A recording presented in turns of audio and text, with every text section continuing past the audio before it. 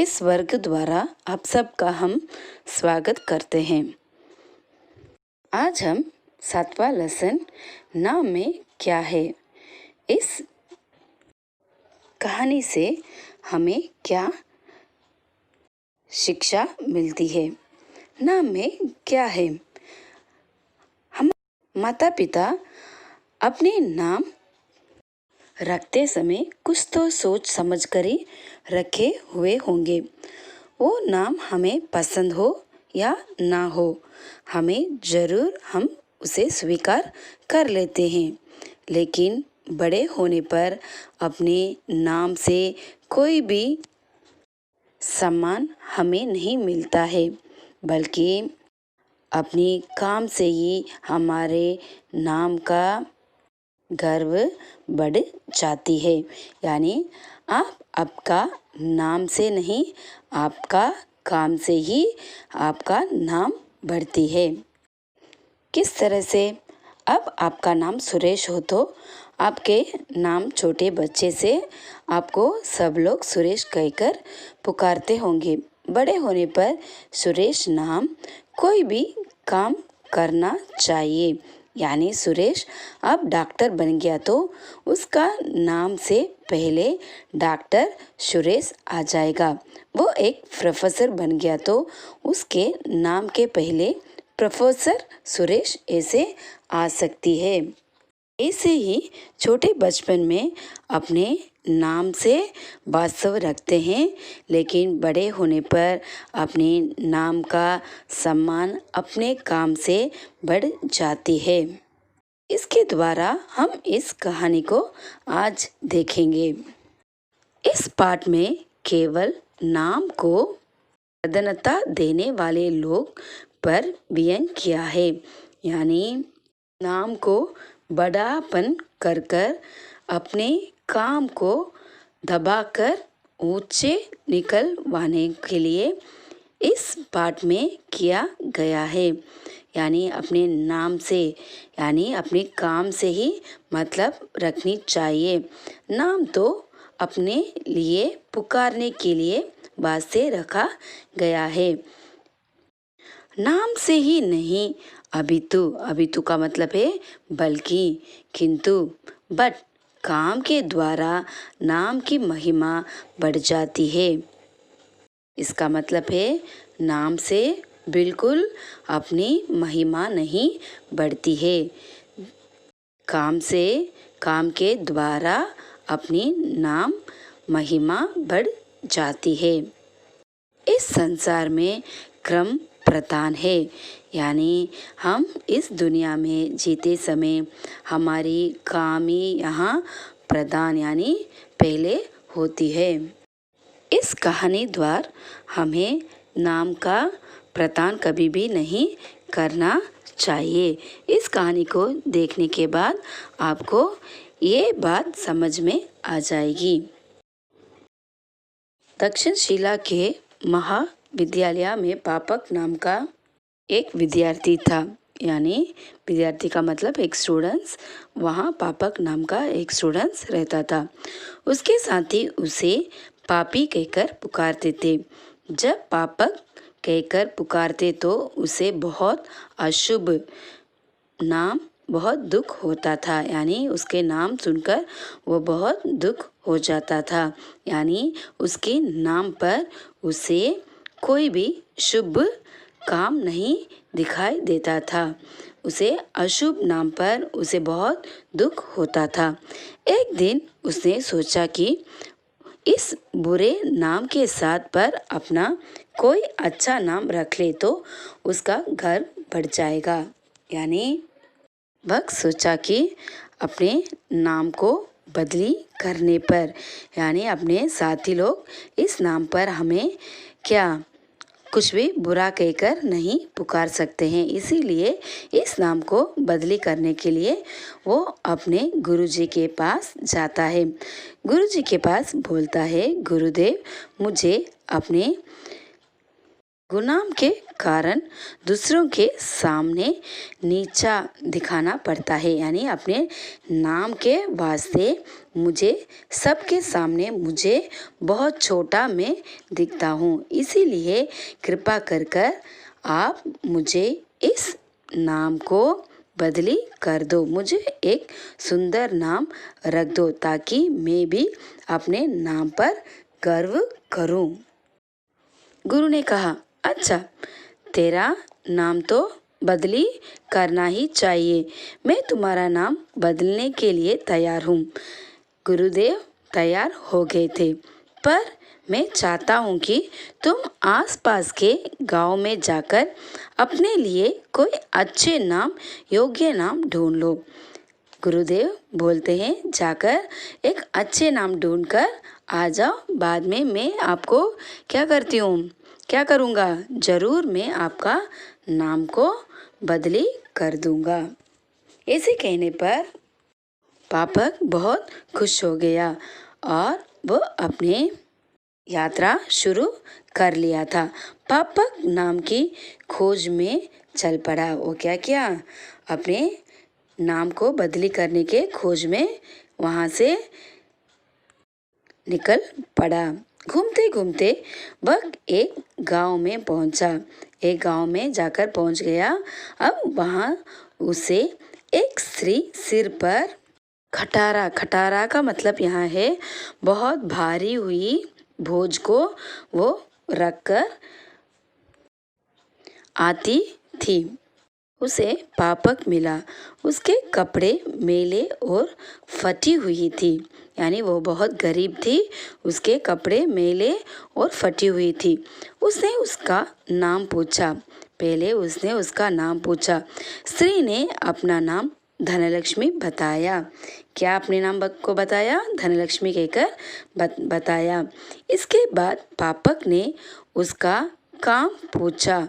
स्त्री ने कहा, मैं एक गरीब स्त्री हूँ, यानी अभी स्त्री पर उसका दया आ गया था, क्योंकि वो बहुत मैली हुई और कपड़े बहुत गंदा भी था। लेकिन उसका नाम क्या था? धनलक्ष्मी था। इसीलिए पापक ने उसका काम पूछा था। वह कहने लगी, मेहनत मजदूरी करके पेट पालती हूँ। पापक को आश्चर्य हुआ। नाम तो धनलक्ष्मी और रुपए के लिए तरसती है। अब पापक ने उस स्त्री से पूछा, आपका नाम तो धनलक्ष्मी है। धनलक्ष्मी होने पर आपको तो गरीबी नहीं होनी चाहिए। क्यों आप धनलक्ष्मी नाम रखकर आप क्यों गरीब हो? स्त्री ने बोली, बेटा, नाम से क्या होता है? वह तो एक पहचान के लिए है। तो नाम के धोखे में पड़े हो। संसार में क्रम ही प्रधान है, नाम कभी भी नहीं। पापक ये सुनकर बहुत उसे दुख हुआ था। क्या इस स्त्री का नाम तो धनलक्ष्मी है, लेकिन ये बहुत गरीब है। लेकिन उस स्त्री के बोलने से उसका मन बहुत हिल गया था। वो दूसरा गांव जा पहुंचा। पापक दूसरे गांव पहुंचा। वहां किसी की मृत्यु हो गई थी। पापक ने एक आदमी से पूछा, क्यों भाई, कौन मर गया है यहाँ? गांव वालों ने उसे गंभीर से उत्तर दिया कि इस गांव का अमीर सिंह है, इसका नाम है अमीर सिंह। पापक ने चकित होकर पूछा, चकित का मतलब आश्चर्य होकर पूछा, नाम अमर सिंह है और वह मर गया, कैसे हो गया ये वास्तव नहीं है, ये हो नहीं सकता है। उस आदमी ने कहा, तुम मूर्ख हो क्या, यानी तुम पागल हो क्या? भला अमर सिंह नाम होने से कोई संसार में अमर हो सकता है? यानी अपने नाम अमर सिंह रखने पर कोई भी अमर हो सकता है क्या? ऐसे तो कभी भी हो नहीं सकती है। पापक ने मन ही मन में कहा, ऐसे नाम से क्या लाभ हो सकता है? ऐसे नाम तो मीनिंगलेस है, यानी अर्थ होना चाहिए। अपने नाम रखने पर कोई भी अर्थ होना चाहिए। ये अर्थ तो क्या अमर सिंह है, लेकिन वो तो जल्दी मर चुका है। ये तो मीनिंगलेस यानी अर्थ वाली नाम नहीं है। वह योग्य नाम की खोज में भटकता रहा, पर उस नाम के विरोध काम करते हुए लोग ही दिखाई दिए।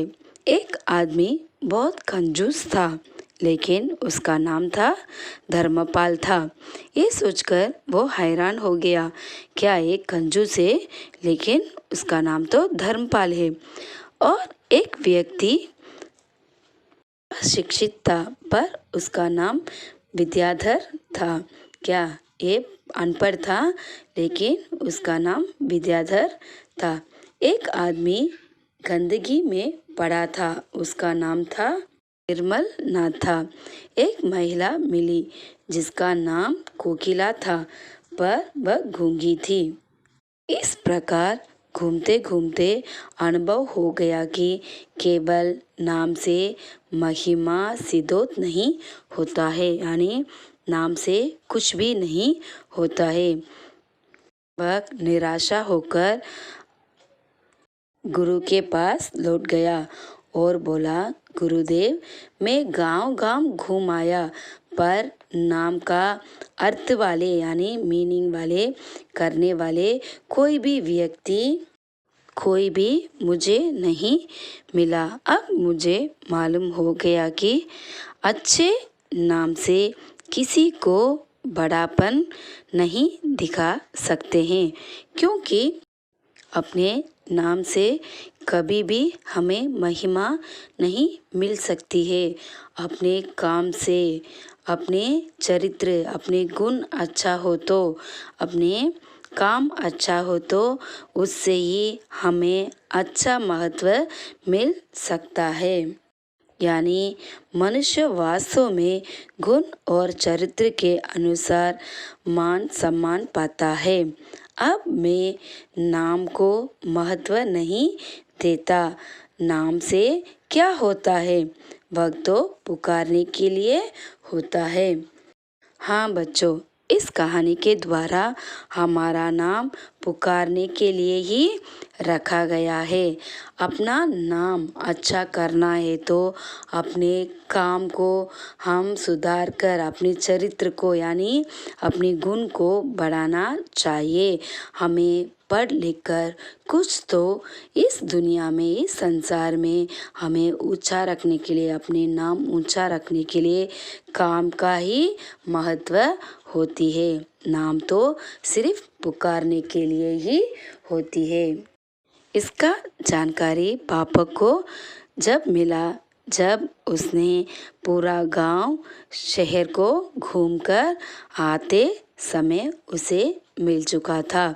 इस कहानी द्वारा आपका क्या शिक्षा मिलती है, आपको क्या इससे मालूम होता है? नाम के खोज में कभी भी हमें नहीं पढ़ना चाहिए। अब हम पीछे 10 देखेंगे। पहला है पापी, पापक। दूसरा है पुकारते, दूसरा है पुकारते। तीसरा है महाविद्यालय, महाविद्यालय। चौथा है अशुभ, चौथा है अशुभ। पांचवा है मेहनत, मजदूरी, मेहनत, मजदूरी। छठा धनलक्ष्मी, धनलक्ष्मी। सातवां है अमर सिंह, अमर सिंह। आठवां है धर्मपाल, आठवां है धर्मपाल। नौवां है विद्याधर, विद्याधर। 10वां है निर्मलनाथ, निर्मलनाथ। पहले से हम 10 चीजें और एक बार देखेंगे। पापी, पापक, पुकारते, महाविद्यालय, अशुभ, मेहनत मजदूरी, धनलक्ष्मी, अमर सिंह, धर्मपाल, विद्याधर, निर्मलनाथ। अब हम शब्दार्थ देखेंगे। पहला है अशुभ। अशुभ का मतलब है जो शुभ ना हो, जो नाम शुभ ना हो उसको ही हम कहते हैं अशुभ। दूसरा है खोजना। खोजना का मतलब है ढूंढना।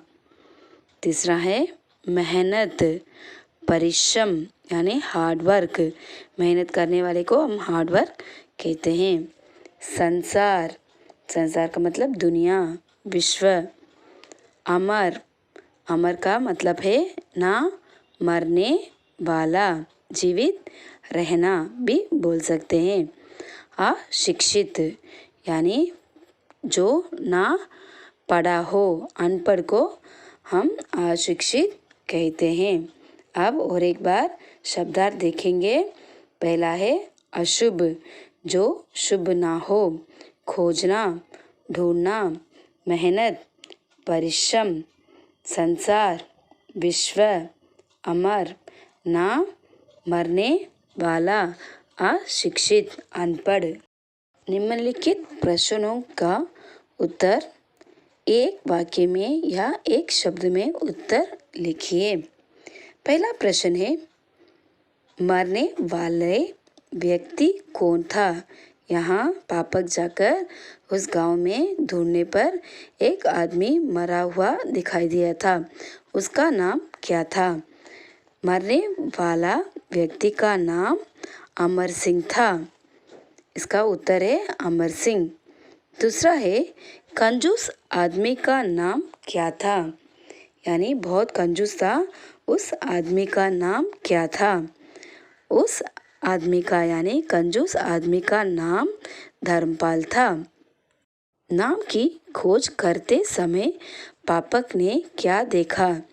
तीसरा प्रश्न है नाम की खोज करते समय पापक ने क्या देखा। इसका उत्तर है पापक ने नाम के विरोध काम करते हुए लोगों को देखा। नाम के विरोध थे, वो काम से आपके नाम को जोड़ना नहीं चाहते थे, यानी जोड़े हुए नहीं थे। चौथा प्रश्न है मनुष्य को मान सम्मान किससे प्राप्त होता है। यानी उसके नाम काम से प्राप्त होता है, यानी नाम से उसे सम्मान प्राप्त होता है। का उत्तर है गुण, चरित्र एवं अच्छे कामों से ही मान सम्मान प्राप्त होता है, नाम से कभी भी प्राप्त नहीं होता है। पांचवा प्रश्न है ये पाठ क्या संदेशा देता है। इसके द्वारा आपको क्या समझ में आती है। इस पाठ से नाम की क्रम की प्रधानता का संदेशा देते हैं, यानी नाम से कोई भी वास्ता नहीं है, काम से ही अपनी सम्मान बढ़ती है। अब हम एक एक करके उत्तर भर देखेंगे। पहला उत्तर है अमर सिंह। दूसरा का उत्तर है कंजूस आदमी का नाम है धर्मपाल। और तीसरा है नाम की खोज करते समय पापक ने क्या देखा। उसने देखा कि नाम के विरोध काम करते लोगों को देखा। चौथा है मनुष्य को सम्मान कब मिलता है। उनके गुण, चरित्र और अच्छे काम करने से ही उन्हें मान सम्मान प्राप्त होती है। और इस पाठ का संदेशा देता है कि नाम से कोई भी मतलब नहीं है, नाम तो पुकारने के लिए होती है, काम के बाद से ही हमारा नाम सम्मान बढ़ती है। अब हम देखेंगे रुके स्थानों को भरो, यानी स्थान भरो। पहला प्रश्न है डैश के महाविद्यालय में पापक नाम का विद्यार्थी था। इसका उत्तर है दक्षशिला के महाविद्यालय में पापक नाम का एक विद्यार्थी का मतलब स्टूडेंट्स रहता था। दूसरा प्रश्न है, गुरुदेव मुझे अपनी डैश के कारण नीचा दिखाना पड़ता है। यानी इसका उत्तर है, गुरुदेव मुझे अपने गुणनाम यानी उसके नाम के कारण मुझे नीचा दिखाना पड़ता है। तीसरा है, नाम तो डैश है पर रुपए के लिए तरसती है। तीसरा का उत्तर है, नाम तो धनलक्ष्मी है पर रुपयों के लिए तरसती है। चौथा प्रश्न है, संसार में डैश प्रधान है, डैश नहीं। इसमें 2 स्थान भरना है आपको। पहला स्थान का आंसर है, उत्तर है, संसार में कर्म प्रधान है। दूसरा उत्तर है, नाम नहीं है। यानी संसार में क्रम प्रधान है, नाम नहीं है। यहाँ 5वां प्रश्न है, नाम सिर्फ डैश के लिए होते हैं। यानी इसका उत्तर है, नाम सिर्फ पुकारने के लिए ही होते हैं। अब हम और एक बार इसके उत्तर को देखेंगे। पहला है, दक्षशिला के महाविद्यालय में पापक नाम का एक विद्यार्थी रहता था। दूसरा है, गुरुदेव मुझे ये नाम यानी गुणनाम का कारण मुझे नीचा दिखाना पड़ता है। तीसरा है, नाम तो धनलक्ष्मी है पर तो रुपये के लिए तरसती है। संसार में क्रम प्रधान है, नाम नहीं है। चौथा प्रश्न है, संसार में क्रम प्रधान है लेकिन नाम नहीं है। 5वां है, नाम सिर्फ पुकारने के लिए ही होते हैं। अब हम देखेंगे किसने किससे कहा। यानी यहाँ किसने किससे ये वाक्य को कहा है। पहले हम देखेंगे, कृपा करके आप मेरे कोई सुंदर नाम रख दे। यानी आपको इस वाक्य में किसने किससे ये वाक्य को कहा है। पापक ने अपने नाम पर बहुत मजाक अपने साथी उड़ाने पर वह जाकर अपने गुरुदेव के पास कहता है, कृपा करके आप मेरे कोई सुंदर नाम रख दो, ऐसे वो विनती करता है। दूसरा प्रश्न है, बेटा नाम से क्या होता है। ये वाक्य किसने किससे कहा है। तब पहले बार वो गांव में जाता है तो एक गरीब औरत को देखता है। उसका नाम था धनलक्ष्मी। वो बहुत गरीब थी लेकिन उसका नाम तो धनलक्ष्मी था। तब वह कहता है, क्या आपका नाम तो धनलक्ष्मी है लेकिन आप तो बहुत गरीब है। इसे कहने पर धनलक्ष्मी ने कहती है कि क्या नाम से क्या होता है बेटा, नाम तो सिर्फ पुकारने के लिए होता है। इसका उत्तर है, धनलक्ष्मी ने पापक से कहा। तीसरा प्रश्न है, अमर सिंह नाम होने से कोई संसार में अमर हो सकता है। यानी यहाँ गांव दूसरा गांव यानी धनलक्ष्मी के पास मिलते बाद पापक ने दूसरा गांव गया तो वहाँ एक आदमी ने कहता है कि एक मरा हुआ आदमी को देखता है। उसका नाम अमर सिंह बताता है एक आदमी। यही आंसर है। एक आदमी ने पापक से इसको कहता है, अमर सिंह नाम होने पर कोई भी संसार में अमर नहीं हो सकता है। और एक बार हम इस 3 प्रश्न को देखेंगे। पहला है, कृपा करके आप मेरा कोई सुंदर नाम रख दो। इसका उत्तर है, पापक ने गुरुदेव से विनती करता है।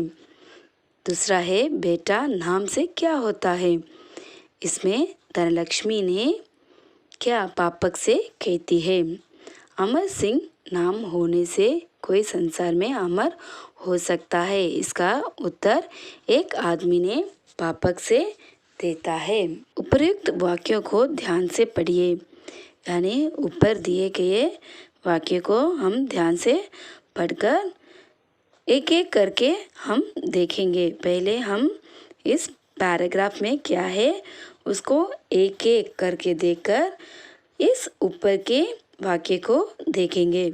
पहले वाक्य में आने दी जा रही है, यानी पहले वाक्य में क्या है, लिखित कार्य की कापियाँ एकत्रित कर लीजिए, यानी इकट्ठा करना है। यहाँ आने दी जा रही है, इस वाक्य को आनेवाचक वाक्य कहते हैं। आने देने पर उस वाक्य को आनेवाचक कहा जाता है। दूसरे वाक्य में प्रश्न किया जा रहा है। दूसरे वाक्य को देखो, क्या आज काम किया है, यानी इसमें इस वाक्य को प्रश्नवाचक वाक्य कहते हैं, क्योंकि यहाँ प्रश्नवाचक का चिन्ह डाला हुआ है, इसीलिए हम उसे प्रश्नवाचक वाक्य कहते हैं।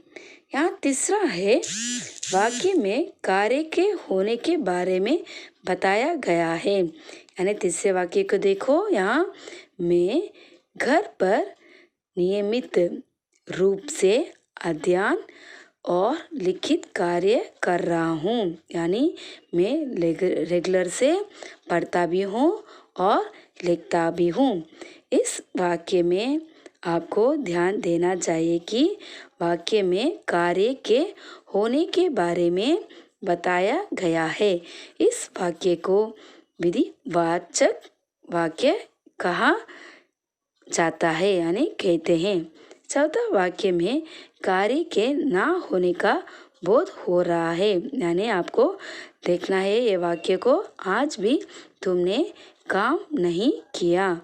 इस वाक्य को हम क्या कहते हैं? यहाँ निषेधवाचक वाक्य कहते हैं, यानी इस वाक्य में काम होने का कोई भी संभव नहीं होता है, इसीलिए इसको हम निषेधवाचक वाक्य कहते हैं। अब हम अभ्यास करेंगे। पहला है, बच्चा कक्षा में चुपचाप काम कर रहा है। पहले हम इस हेडिंग को पढ़कर एक एक करके अभ्यास करेंगे। उपर्युक्त सभी वाक्यों अर्थ की दृष्टि से वाक्यों के वेद है।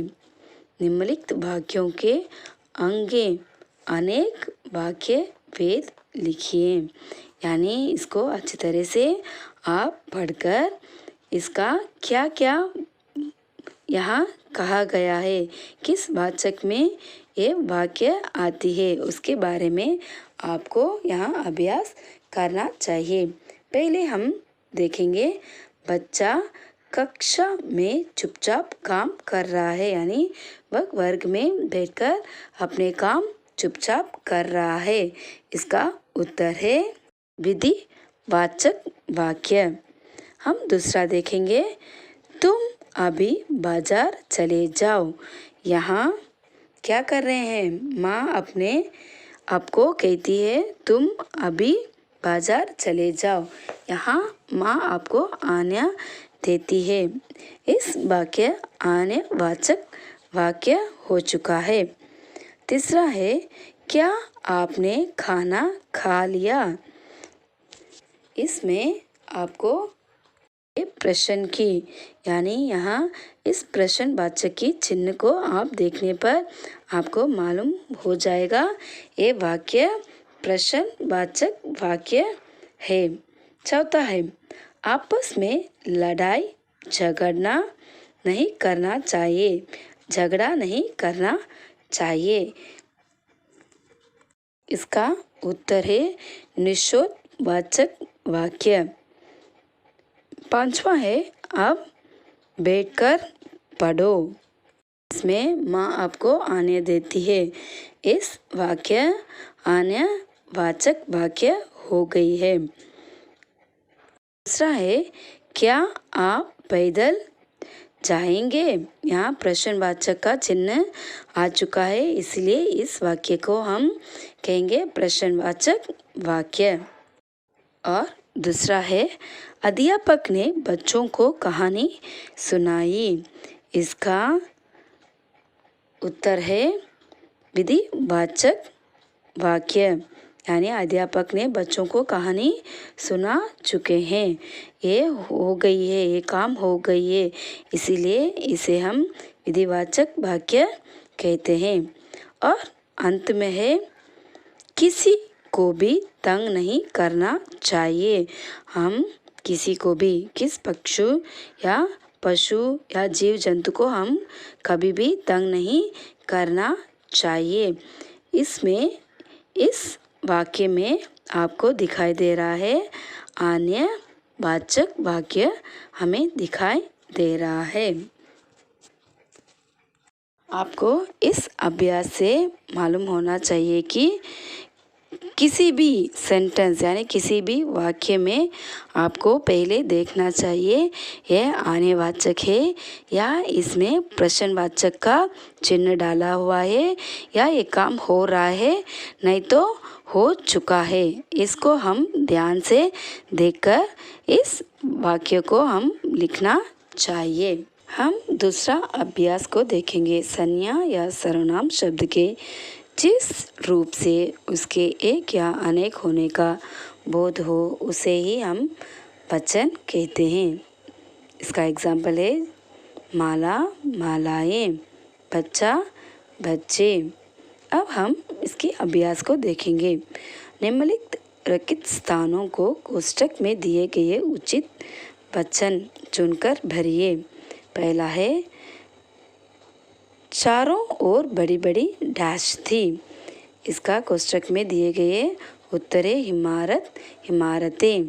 अब यहाँ इसका सही उत्तर है इमारतें। चारों ओर बड़ी बड़ी इमारतें थी। दूसरा प्रश्न है, तुम्हारे पास कितने डैश है। यहाँ दो उत्तर दिए गए हैं, सिपाही, सिपाहियों। यहाँ आपको चुनकर एक ही उत्तर को लिखना है। यहाँ तुम्हारे पास कितने सिपाही हैं, यही आपकी उत्तर आएगी। तीसरा है, वह डैश बहुत मेहनती था। यहाँ कहते समय इस वाक्य में एक लड़का के बारे में कहा गया है, इसीलिए आपको यहाँ लड़का चुनकर लिखना चाहिए। लड़के यहाँ इस्तेमाल नहीं हो सकता है। अब इसका उत्तर है, वह लड़का बहुत मेहनती था। लड़का ही यहाँ सही उत्तर हो सकता है। चौथा है, तुम्हारे पास कितने डैश हैं। आपके पास यानी तुम्हारे पास कितने किताबें हैं। यहाँ है आने पर आपको यहाँ उत्तर किताबें लिखना चाहिए। अब हम पहले से इसका उत्तर देख लेंगे। पहले प्रश्न का उत्तर है इमारतें, दूसरा का उत्तर है सिपाही, तीसरा का है लड़का, चौथा का है किताबें। धन्यवाद बच्चे, फिर अगले वर्ग में हम मिलेंगे।